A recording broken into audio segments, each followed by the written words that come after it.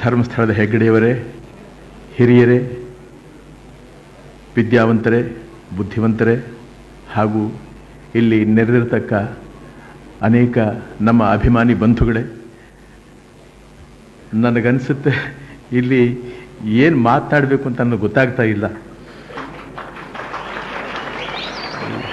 ಈ ಒಂದು ಸಭೆನ ನೋಡ್ತಾ ಇದ್ದರೆ ಇದೇನು ಕೈಲಾಸವೋ ವೈಕುಂಠವೋ ಅದೇನಾದ್ರು ಇದ್ದರೆ ಹೀಗೆ ಇರಬಹುದೋ ಅಂತ ಅನಿಸುತ್ತೆ.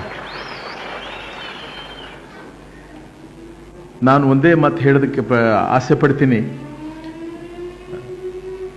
ಎಲ್ಲ ಮಹನೀಯರು ಹಾಗೂ ಮಹಾತ್ಮರು, ತಪಸ್ವಿಗಳು ಹೆಗ್ಗಡೆಯವರ ಸೇವೆಯನ್ನು ಗುರುತಿಸಿ ಅನೇಕವಾಗಿ ಆಶೀರ್ವಚನಗಳನ್ನು ಹೇಳಿದ್ದಾರೆ. ನಾನು ಏನು ಹೇಳಬಲ್ಲೆ?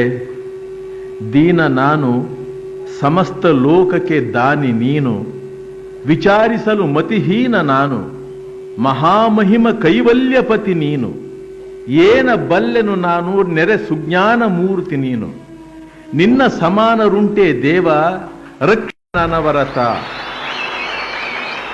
ಕನಕದಾಸರು ಇದನ್ನು ಹೇಳಿದ್ರು. ಇದನ್ನು ಮಾತ್ರ ನಾನು ಹೇಳಬಲ್ಲೆ, ಯಾಕೆಂದ್ರೆ ನಾನು ವಿದ್ಯಾವಂತ ಅಲ್ಲ, ದೊಡ್ಡ ಭಾಷಣಕಾರನಲ್ಲ, ಮಾತುಗಾರನಲ್ಲ. ಒಟ್ಟಿನಲ್ಲಿ ನನಗೇನನ್ಸುತ್ತೆ, ಹೂವಿನಿಂದ ನಾರು ಸ್ವರ್ಗ ಸೇರಿತು ಅಂತ ಹೇಳಿದ ಹಾಗೆ ಹೆಗ್ಗಡೆಯವರು ನನ್ನ ಈ ಸಭೆಯಲ್ಲಿ ಬರಮಾಡಿಕೊಂಡು ನನ್ನನ್ನು ಈ ಸಭೆಯಲ್ಲಿ ಸೇರಿಸಿ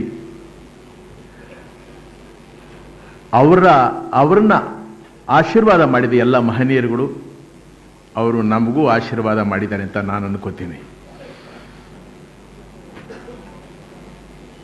ಇದು ನನಗೇನು ಅನಿಸುತ್ತೆ ಅಂತ ಹೇಳಿದ್ರೆ, ನಾನು ಅನೇಕ ಸಲ ಧರ್ಮಸ್ಥಳಕ್ಕೆ ಬಂದಿದ್ದೀನಿ.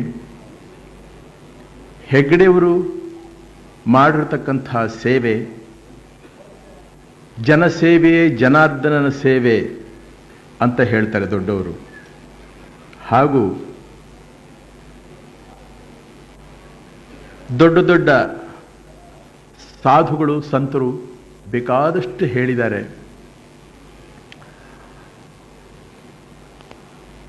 ಇವತ್ತಿನ ದಿವಸ ಅವರು ಮಾಡಿರ್ತಕ್ಕ ಸೇವೆ, ಮಾಡ್ತಾ ಇರತಕ್ಕಂಥ ಸೇವೆ, ಜನಸೇವೆ, ಜನಾರ್ದನ ಸೇವೆ, ಅವ್ರಿಗೆ ಎಷ್ಟು ಮಾಡಿದ್ರೂ ತೃಪ್ತಿ ಕಂಡಿರಲಾರು. ಅವರು ಯಾಕೆ ಕಂಡಿರಲಾರು? ಹೆಚ್ಚಿಗೆ ಪ್ರಪಂಚನ ನೋಡೋದಕ್ಕಿಂತಲೂ, ಜನಗಳನ್ನ ನೋಡೋದಕ್ಕಿಂತಲೂ ಹೆಚ್ಚಾಗಿ ಅವರನ್ನ ಅವರು ನೋಡ್ಕೊಂಡಿದ್ದಾರೆ. ಅವರನ್ನೇ ಅವರು ನೋಡ್ಕೊಂಡಿರೋದ್ರಿಂದ ಇದೇ ನನ್ನ ಕರ್ತವ್ಯ, ಹೀಗೆ ಮಾಡಿದ್ರೆ ಶ್ರೇಯಸ್ಸು, ಇದರಲ್ಲೇ ಶಾಂತಿ, ಸುಖ, ಆನಂದ ಇವುಗಳನ್ನ ಕಂಡುಕೊಂಡಿದ್ದಾರೆ. ಬಹಳ ಅಪರೂಪವಾದಂತಹ ತತ್ವ ಇದು. ಅದನ್ನು ಅವರು ಸಾಧನೆ ಮಾಡಿಬಿಟ್ಟಿದ್ದಾರೆ. ಆದ್ರಿಂದಲೇ ಅನೇಕ ಗ್ರಾಮಗಳ ಅಭ್ಯುದಯ, ಅನೇಕ ಜನರ ಉದ್ಧಾರ, ಬಡ ಜನರ ಉದ್ಧಾರ, ಅವರಿಗೆಲ್ಲ ಜೀವನಕ್ಕೆ ಆಧಾರವಾಗತಕ್ಕಂಥ ಅನೇಕ ಕೆಲಸಗಳನ್ನು ಅವರು ಮಾಡಿ ಧರ್ಮಸ್ಥಳದಲ್ಲಿ ಹೆಸರಿಗೆ ತಕ್ಕ ಹಾಗೆ ಇದು ಧರ್ಮಸ್ಥಳ. ಧರ್ಮಸ್ಥಳ ಅಂದರೆ ಹೇಗೆ ಇದು ಧರ್ಮಸ್ಥಳವಾಯಿತು ಅಂತ ಹೇಳಿದ್ರೆ, ಬರತಕ್ಕಂಥ ಯಾತ್ರಾರ್ಥಿಗಳು ಇಲ್ಲಿ ಅನ್ನದಾನ ಹಾಗೂ ದರ್ಶನ,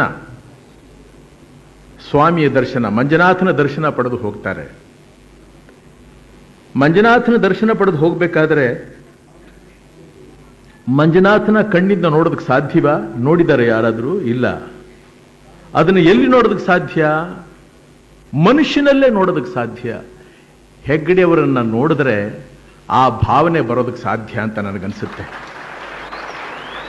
ಆ ವಿಶಾಲವಾದ ಮನೋಭಾವ, ಆ ದೈವತ್ವ ಅದವರಲ್ಲಿದ್ದರೆ ಮಾತ್ರ ಅದು ಸಾಧ್ಯವೇ ಹೊರತು, ಯಾತಕ್ಕೆಂದ್ರೆ 25 ವರ್ಷಗಳ ಕಾಲದಿಂದ ಇದೇ ಸೇವೆಯನ್ನು ಮಾಡ್ಕೊಂಡು ಬರ್ತಾ ಇದ್ದಾರೆ. ಅವ್ರಿಗೆ ತೃಪ್ತಿ ಸಿಕ್ಕಿಲ್ಲ ಅಂತ ಹೇಳಿದ್ರೆ ಇನ್ನೂ ಏನೇನು ಮಾಡಬೇಕು ಅನ್ನೋ ಆಸೆ ಅವರಲ್ಲಿದೆ.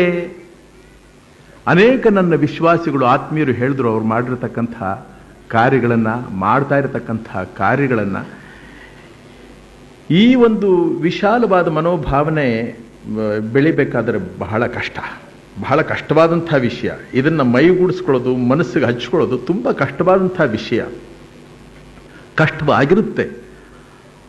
ಅದು ಒಗ್ಗಿಬಿಟ್ರೆ ಅದರಲ್ಲಿ ಬರತಕ್ಕಂಥ ಸುಖ, ಅದರಲ್ಲಿ ಸಿಕ್ಕತಕ್ಕಂಥ ಆನಂದ ಬೇರೆ ಇನ್ಯಾತ್ರಲ್ಲೂ ಸಿಕ್ಕೋದಕ್ಕೆ ಸಾಧ್ಯ ಇಲ್ಲ.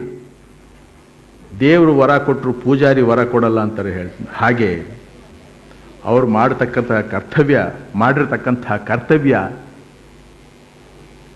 ಇಲ್ಲಿ ಬರತಕ್ಕಂಥ ಯಾತ್ರಾರ್ಥಿಗಳು ಹಾಗೂ ಬಂದು ಇದನ್ನು ಇಲ್ಲಿ ಗಮನಿಸಿದಾಗ ಇಲ್ಲಿಂದ ಏನು ತಿಳ್ಕೋಬಹುದು ಅಂತ ಹೇಳಿದ್ರೆ, ನಾವೇನಾದರೂ ಹೇಳೋದಕ್ಕಿಂತಲೂ ಕೇಳೋದು ಬಹಳ ಉತ್ತಮ, ಕೇಳಿ ತಿಳ್ಕೊಳ್ಳೋದು ಬಹಳ ಉತ್ತಮ.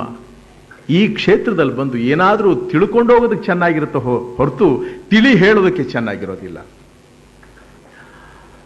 ಪ್ರಭು ಮಂಜುನಾಥ ಸ್ವಾಮಿ ನಮ್ಮ ಹಿರಿಯರು ಹೇಳಿದ್ರು, ಬೆಳ್ಳಿ ಹಬ್ಬ ಆಗಿದೆ, ಚಿನ್ನದ ಹಬ್ಬ ಆಗಲಿ, ಹಾಗೆ ವಜ್ರದ ಹಬ್ಬನೂ ನಡೀಲಿ ಅಂತ ಹೇಳಿ.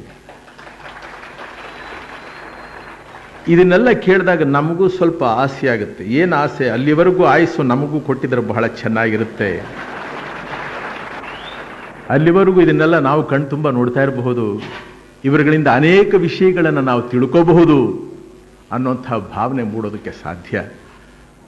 ಆ ಸ್ವಾಮಿ ಮಂಜುನಾಥ ಪ್ರಭು ಇವರಿಗೆ ಹೆಚ್ಚಿನ ಆರೋಗ್ಯ, ಆಯುಸ್ಸು, ಇನ್ನು ಆ ಕರ್ತವ್ಯದಲ್ಲಿ ಅದನ್ನೇನು ಹೇಳಲೇಬೇಕಾಗಿಲ್ಲ, ಅದು ಜನ್ಮ ಕಂಟಿರೋದದು. ಅದು ಹಾಗೆ ಇರಲಿ ಅಂತ ನಾವೇನು ಕೇಳಬೇಕಾಗಿಲ್ಲ, ಅದು ಹಾಗೇನೇ ಇರುತ್ತೆ. ಅವನ ಅನುಗ್ರಹ ಇರದೇ ಹಾಗೆ. ಇಷ್ಟು ಹೇಳಿ ಇಂಥ ಒಂದು ಸದವಕಾಶವನ್ನು ನನಗೆ ಕಲ್ಪಿಸಿಕೊಟ್ಟಿದ್ದಕ್ಕಾಗಿ ಈ ಸಮಾರಂಭದ ಎಲ್ಲ ನನ್ನ ಆತ್ಮೀಯರಿಗೂ, ಇಲ್ಲಿ ನೆರೆದಿರ್ತಕ್ಕಂಥ ಎಲ್ಲ ಮಹಾಪುರುಷರಿಗೂ, ಮಹಾತ್ಮರಿಗೂ, ವಿದ್ಯಾವಂತರಿಗೂ ಹಾಗೂ ನಮ್ಮ ಅಭಿಮಾನಿ ಬಂಧುಗಳಿಗೂ, ಧರ್ಮಸ್ಥಳದ ಹೆಗ್ಗಡೆಯವರಿಗೂ ನನ್ನ ಅನೇಕ ವಂದನೆಗಳನ್ನು ಅರ್ಪಿಸೋದ್ರ ಮೂಲಕ ಅವರ ಆಶೀರ್ವಾದವನ್ನು ಬೇಡಿ ನನ್ನ 2 ತೊದಲು ಮಾತುಗಳನ್ನು ಮುಗಿಸ್ತಾ ಇದ್ದೀನಿ. ಎಲ್ರಿಗೂ ನಮಸ್ಕಾರ. ಹಾಡಿ ಇವಾಗ ಬೇಡಿ, ಕಡೆಯಲ್ಲಿ ಹೇಳ್ತೀನಿ.